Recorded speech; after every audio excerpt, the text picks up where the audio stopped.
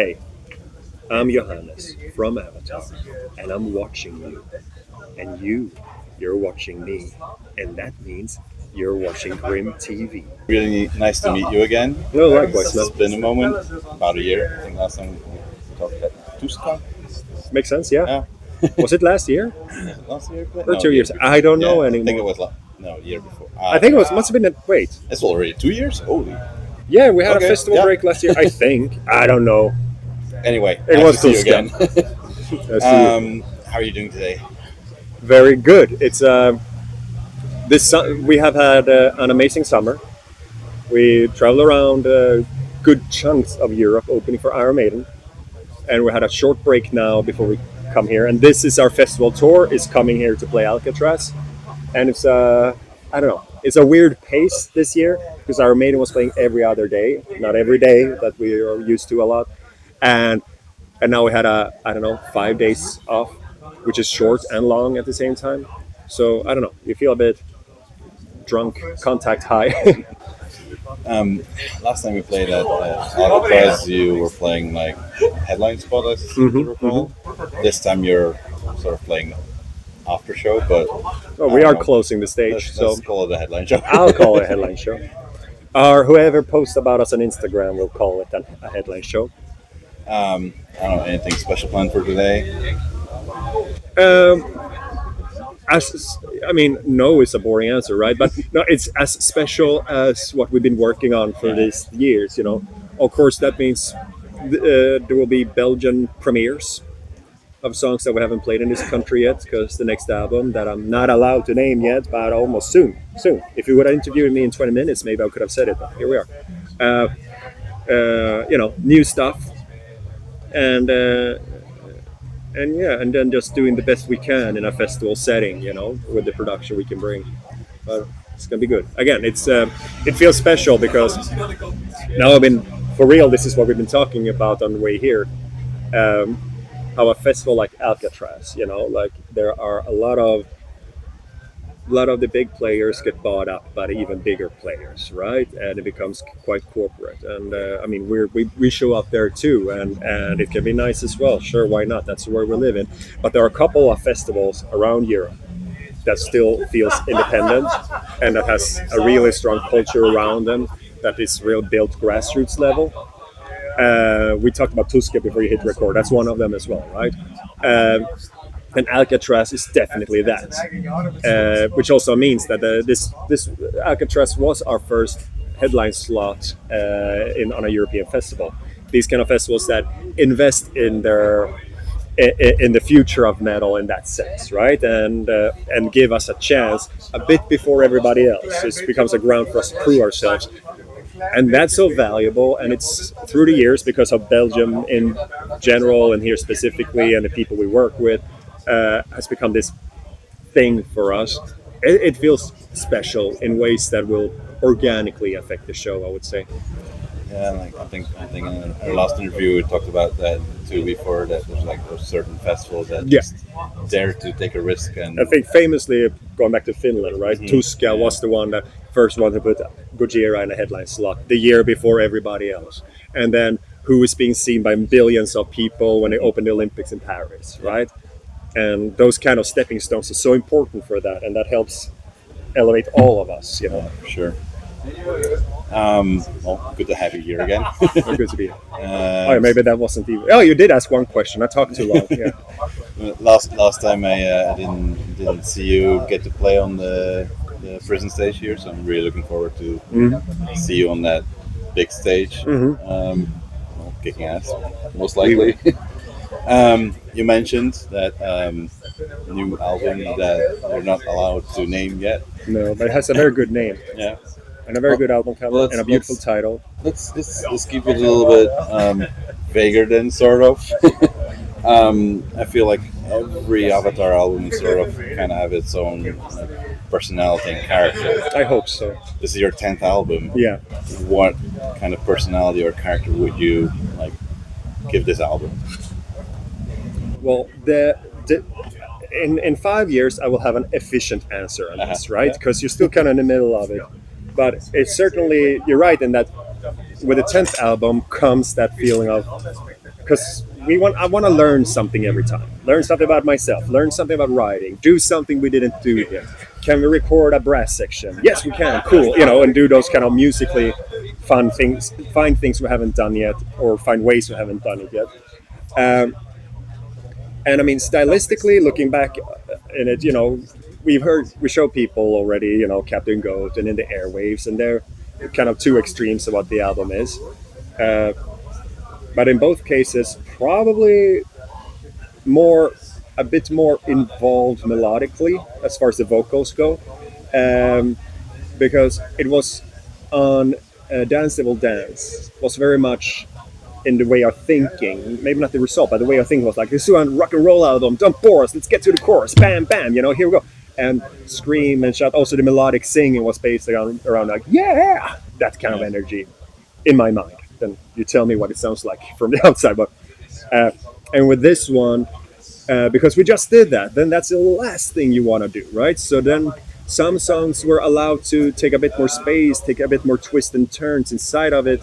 Uh, I think it's honestly too much to say progressive, but definitely more like, yeah, take your time with certain things, and dynamic range in the singing, where like every time we work on music, I listen to a lot of Judas Priest, right? But when I write music, I really listen to Judas Priest because there are little keys in there. It's like, how do you make that happen? Especially the simple stuff, and how I would say that. And as a singer, Rob Halford, mostly, if you say Rob Halford, what does he sound like? And he say and and we all try to sound like him doing that, and that's badass, which is true. But then what he is really one of the ones who is better at is how he can be rhythmically a driving engine as a singer, how he syncopates, how he drives, breaking the law, the verses of that, like there are was complete, those kind of offbeat thing he does really push, drive the song, and therefore have so much teeth, aggression, energy, and real conveys the lyrics with very simple means in a comfortable, like kind of mid-range of his voice. So I tried to do that. I failed, and I did something else with it, and it sounds cool. Um, I think there's certainly an emotional side of this album where, because again, before we hit record, like we talked about these bands that change over time and allow themselves to change, and it's that kind of, I don't know if it's emotional maturity or a sense of courage, but just certain topics that you would feel way too naked to approach when you're in your 20s. Too many shields are up, that I feel a lot of shields go down every time. And so, yeah, certainly dealing with a more vulnerable side of things in a way that I don't think I had the vocabulary for in the past. And that seeps into both the music and the lyrics, the whole package. So that's a big part of it. And then In the Airwaves is the fastest song we have done in, what year is it? So in 10, 15 years or more, so it's a bit of that too. Was the fact that you got like that really fast track now was just like kind of you guys felt like going for it, just somehow came to be, or It's more a came to be thing. It's like also like you can enter some every other album, maybe you enter with more of a plan. Again, I had a very clear ideology for myself, and we had as a band for what Dance Devil Dance was going to be, or obviously Avatar Country or Feathers and Flesh, right? And then there are the albums where you go out in the forest and you look for stuff and see what you bring home. You go looking for mushrooms and see if they will make you high or kill you when you come back.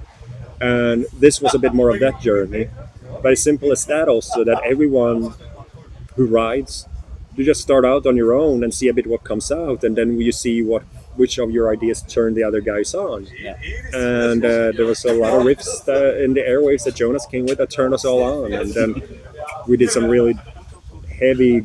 That's also very collective work at the end of it. Some big cutting, slicing, dicing with that one, and I think I might have. I never remember anymore, but I think I had a lot to do with the chorus, also on instruments. I think, or was it Jonas? I don't know.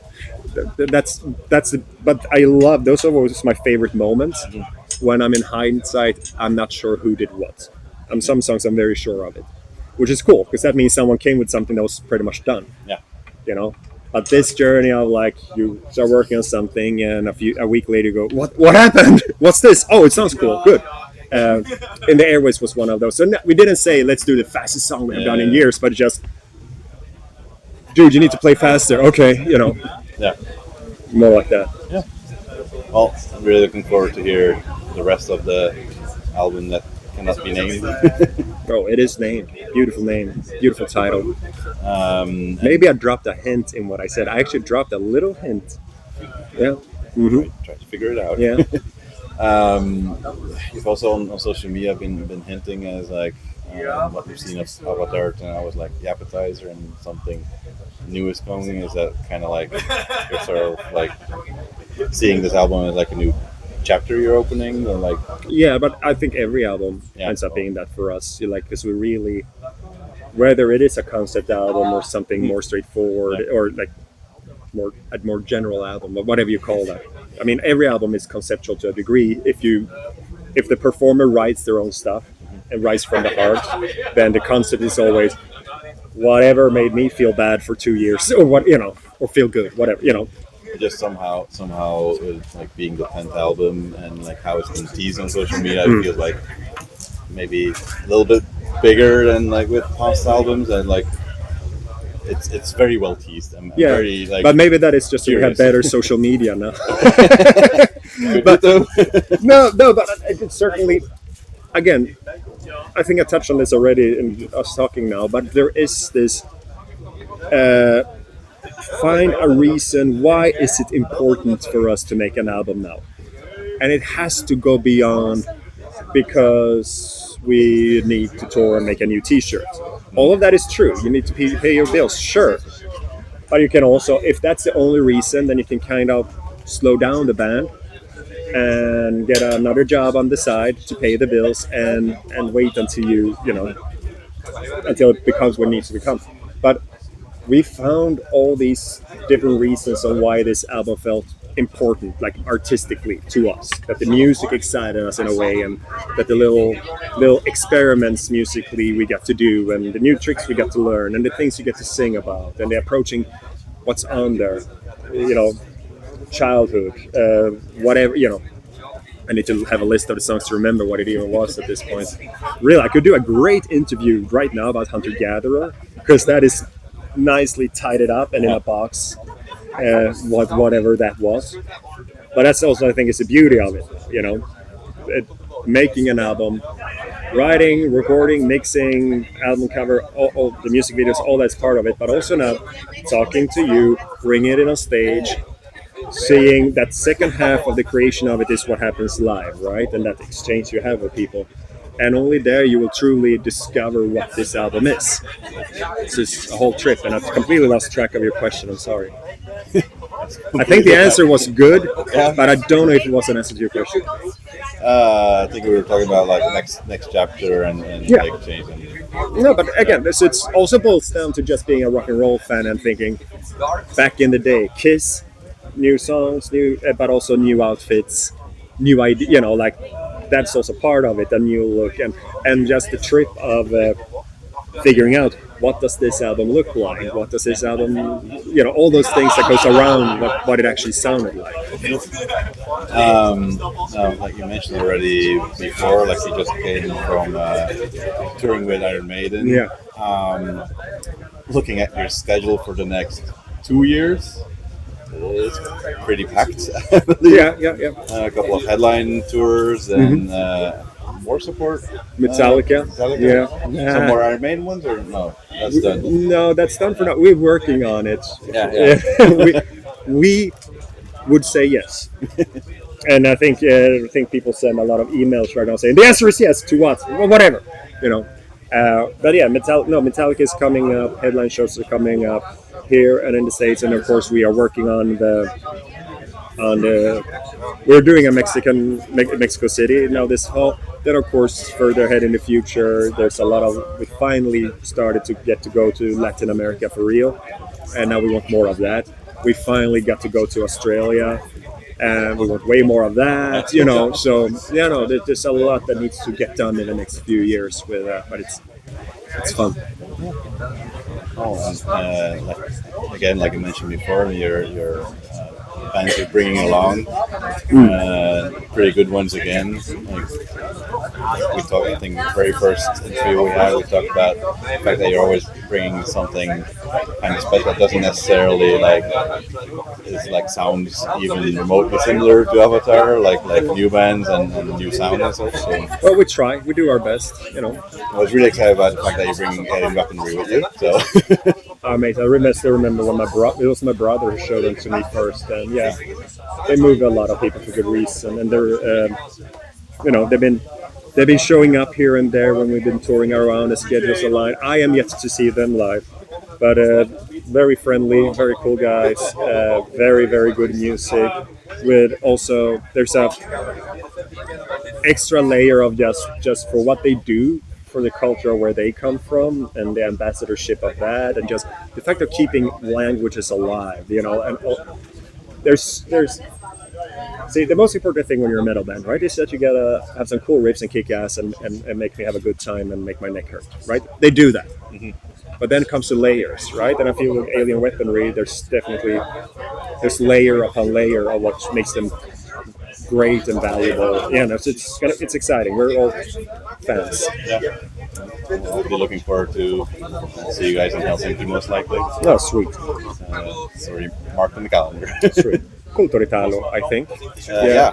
A lot of Nice, seated. nice place for you guys to be. Yeah, I'm excited. But also they're closing a lot of places in Helsinki, which is sad because Everywhere, sadly. yeah, I know the same Stockholm is suffering from it. I think more than Gothenburg, but it's this thing where certainly people start to open more offices or get apartments in the center. They want to be in the center of the city. Then there comes the noise complaints. And then you kill the inner city life, where especially in Helsinki, they used to have this venue Circus that closed a few years ago, where it was perfect, right next to the railway station. You can live 20 kilometers away and get home with the train, and get there, and the police could park right outside, and every kind of music would play there. So every kind of person would at some point come in and bring the city alive for very good reasons. And now it's just shopping malls if you kill all these places, right? I think they put like a fitness thing in where Circus was. Yeah. Right now it's already actually already like over half a decade ago that it closed down. Yeah, and it's sad, and it's a problem, and it is not just Helsinki for that, obviously. But I think, yeah, people gotta live somewhere, and offices need to be somewhere. But to keep nightlife and like healthy, safe concerts is a good thing, you know. That's culture and nightlife and community, and to bring that to the heart of your cities, I think it's so important, so valuable, and people don't understand what they had until it's gone, and then they wonder why the kids are just sitting at home scrolling on phones, you know. Because where are they going to go, and where are the parents going to let them go? Yeah. Because again, the bus home, the train home was right next to it. Yeah. The cops parked there, so you could wave. Hey, you know, if anything is up. Perfect. And then Culturitalo, super cool. We opened for Halloween there way back, and so it's amazing that we now get to invade that building. I think it's an amazing just stage, that circular big stage. I think it will suit us pretty well. Yeah, I can perfectly imagine a band like you guys there. Yeah, something like that. I'll be looking forward to see you there. I'll be looking forward to see and hear more about that album that's coming at some point. I swear, if you would interview me in a week, I think you would have all scoops. But I've been a good boy this year. Sorry for you, but I've been a very good boy. Haven't said anything. I'm gonna let you enjoy the rest of your day. Well, thank you. It's still gonna be a long day because playing like around 11 or something. I think Yeah. we'll start playing. I'm gonna drink energy drinks. I won't tell you which brand because energy drinks shouldn't sponsor bands. But I'm gonna drink some of a non-disclosed brand, not Monster, for sure. Have a great show. Thank you. And we'll see you on tour. We'll see you, man. Thank you. Is there anything you'd like to say still to whoever watches this? Empty your dishwasher. See, I knew it. All right. Thanks. Cool.